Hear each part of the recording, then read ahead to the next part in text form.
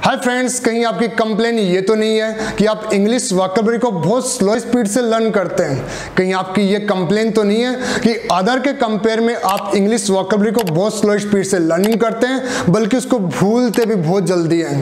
दोस्तों, कहीं आपकी ये कंप्लेन तो नहीं है कि आपके माइंड में कुछ ऐसी कमी है कि आप इंग्लिश वोकैबुलरी को लंबे समय तक आप याद नहीं रख पाते, आप उसको बहुत जल्दी फॉरगेट कर देते हैं। कहीं आप पेरेंट्स और कहीं आपकी शिकायत अपने बच्चों को लेकर ये तो नहीं है कि अदर चिल्ड्रन के कंपेयर में, आपके पड़ोसी के जो चिल्ड्रन है उनके कंपेयर में आपका बच्चा बहुत स्लो लर्नर है, वो बहुत स्लो स्पीड से न केवल इंग्लिश वोकैबुलरी लर्न करता है बल्कि भूलता भी बहुत जल्दी है।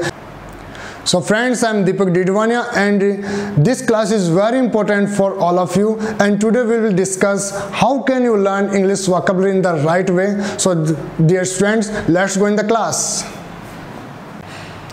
तो दोस्तों, हमारी क्लास रहेगी आपकी प्रॉब्लम से रिलेटेड।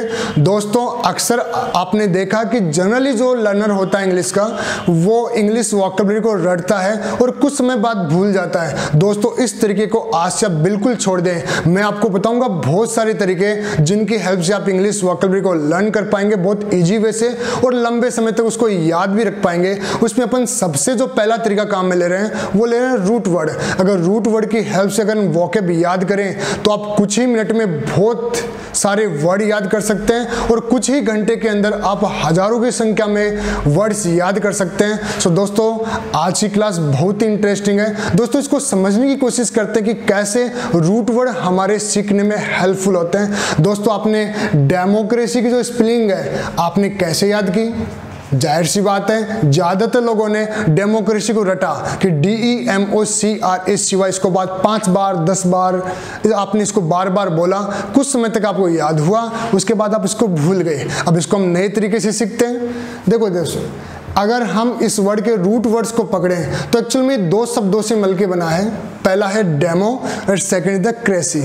डेमो का मतलब होता है पब्लिक और क्रेसी का मतलब होता है गवर्नमेंट।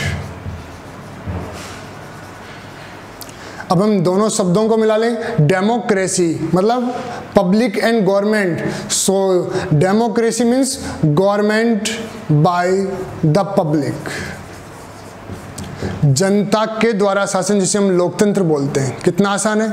ऐसे एक और एग्जांपल लेते हैं अपन। एक वर्ड है प्लूटोक्रेसी।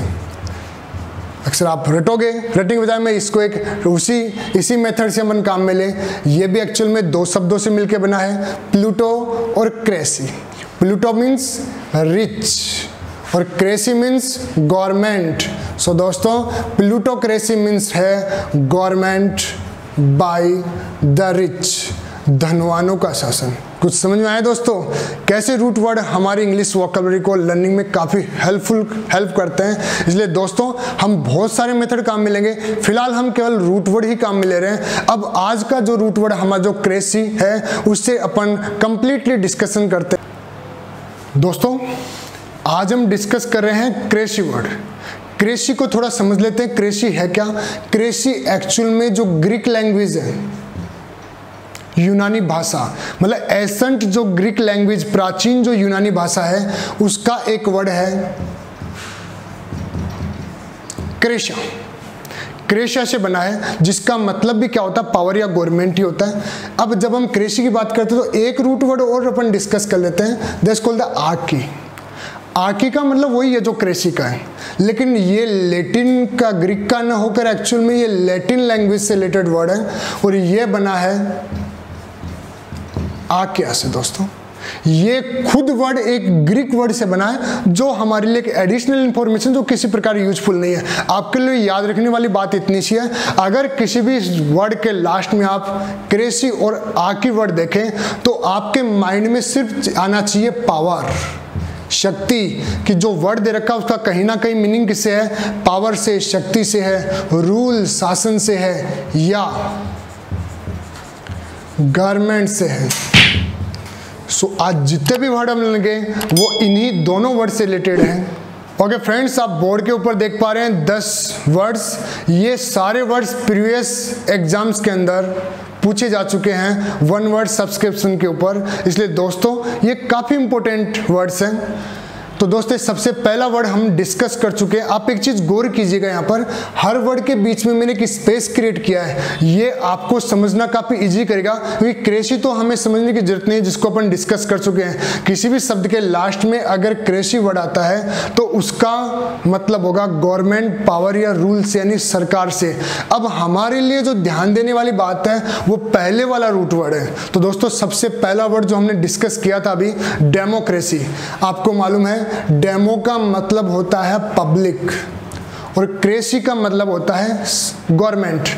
तो democracy means government by public, लोकतंत्र, जैसा कि इंडिया में होता है। इंडिया अपने रिप्रेजेंटेटिव चुनकर गवर्नमेंट बनाती है, इस सिस्टम को बोलते हैं डेमोक्रेसी।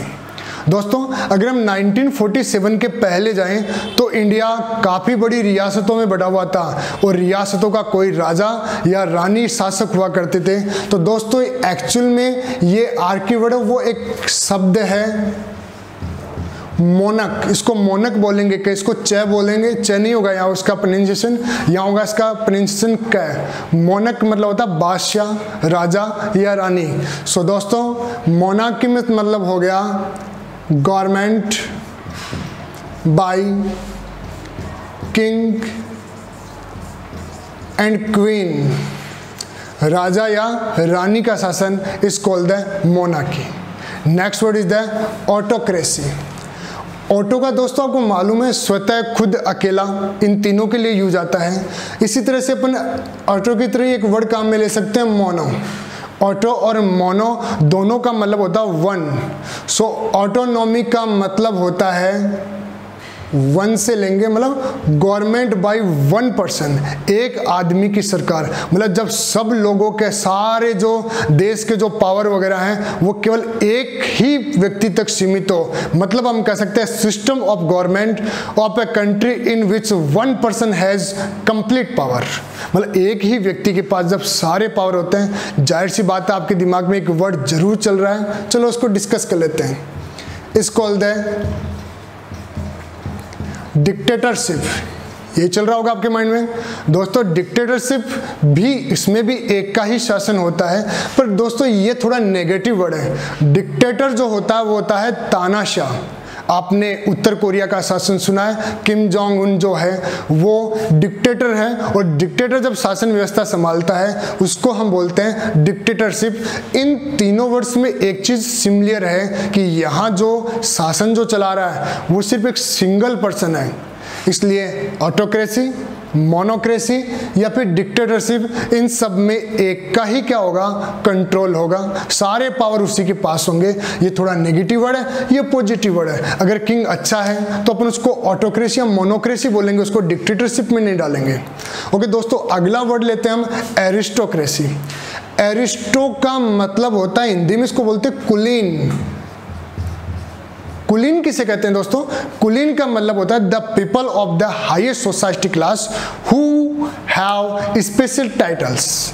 मतलब हमारे समाज के ऐसे लोग जिनके हाई सोसाइटी से बिलोंग करते हैं और उनके पास विशेषकर कुछ ऐसी पदवियां होती है, कुछ ऐसे ऊंचे ताल्लुकात होते हैं जो अक्सर उनके बेटे या उसके बाद उनके बेटे ने ही क्या किया है, शासन व्यवस्था को संभाला है। ऐसा सिस्टम ऑल द वर्ल्ड रहा है। इस सिस्टम को बोलते हैं एरिस्टोक्रेसी। एरिस्टो मीन्स कुलीन, reputed person belong to the higher society, that is called the aristocracy.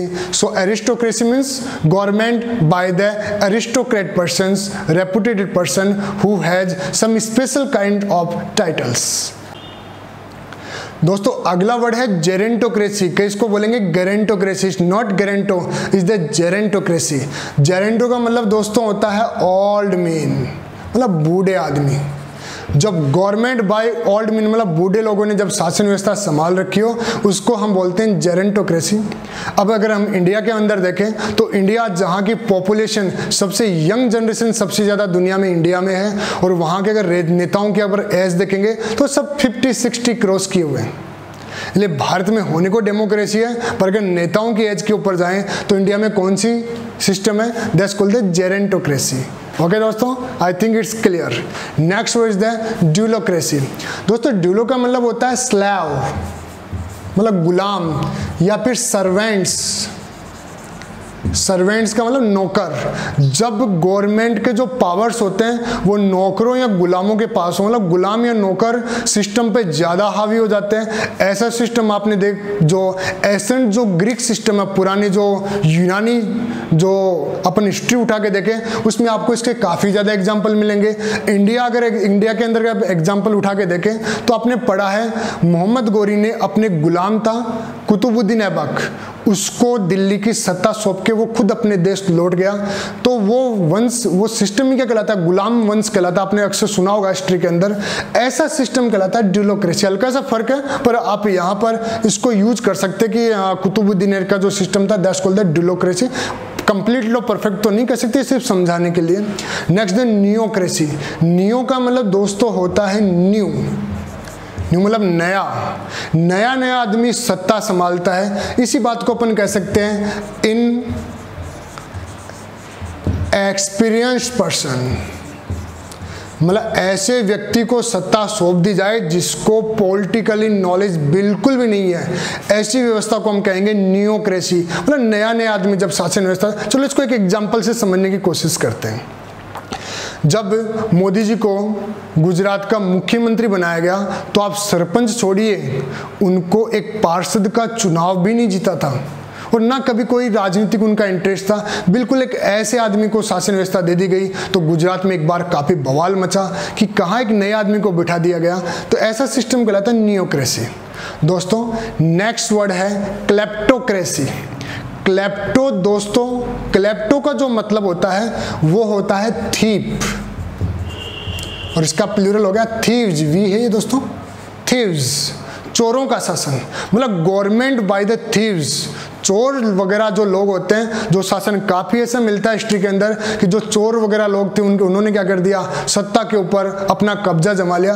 ऐसे सारा सिस्टम क्लेप्टोक्रेसी कहलाता है। अक्सर कई क्रिटिक्स ऐसा कहते हैं कि इंडिया के अंदर जो सारे नेता बैठे हैं ऊपर चोर बैठे हैं। मैं किसी की बुराई नहीं कर रहा, एक्चुअल में मैं बात कर रहा हूँ समझाने के लिए कि वो उस सिस्टम को इंडिया के लिए है डेमोक्रेसी, पर वो यूजुअली कहते हैं कि बहुत ज़्यादा भ्रष्टाचार है, चोर वगैरह लोग हैं सिस्टम में बैठे में, इसलिए कई बार वो उसको क्लेप्टोक्रेसी कह देते हैं। So kleptocracy I think it's clear, मतलब गवर्नमेंट बाय द थीव्स, चोरों के द्वारा चलाए जाने वाला शासन।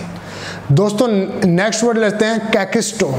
कैकिस्टो मतलब होता है वर्स्ट सिटीजन, मतलब बिल्कुल घटिया लोग जब शासन व्यवस्था संभालते हैं उसको बोलते हैं कैकिस्टोक्रेसी।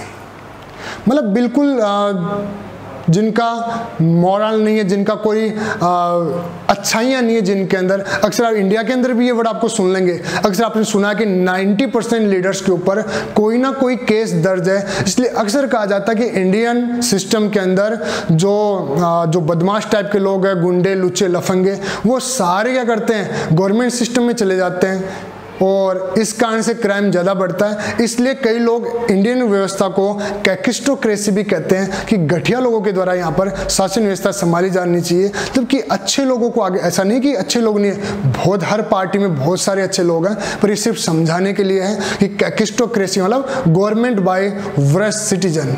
नेक्स्ट शब्द जो है प्लूटोक्रेसी। इन दोनों को मैंने थोड़ा एग्जाम्पल के तौर पर लास्ट में डिस्कस किया था। दोस्तों प्लूटो का मतलब होता है रिच, तो इसका मतलब हो गया गवर्नमेंट बाय द रिच, धनवानों का शासन। आप उठा के देखिए इंडिया में ज्यादातर जो एमएलए एमपीज हैं वो सारे करोड़पति और अरबपति हैं। इसलिए दोस्तों इसलिए कई लोग इंडिया के लिए भी कौन सा वर्ड काम में लेते हैं, प्लूटोक्रेसी। तो प्लूटोक्रेसी का धनवानों का शासन। तो दोस्तों आज हमने किए 10 इंपॉर्टेंट वर्ड, इसके 10-12 वर्ड और बच गए जिसको हम डिस्कस करने वाले हैं अगले वीडियो में। कमेंट करके जरूर बताइएगा ये इन्फॉर्मेशन आपके लिए कितनी हेल्पफुल है।